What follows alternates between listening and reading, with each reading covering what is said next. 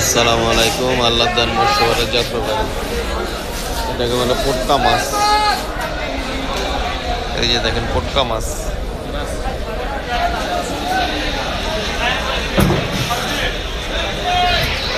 এই মাছগুলি মুখ দিয়ে ফু দিলে ফুলে জায়গা, পটকা মাছ বলে।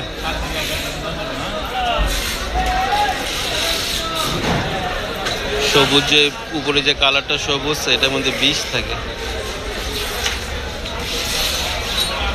সবাই এই মাছ খায় না।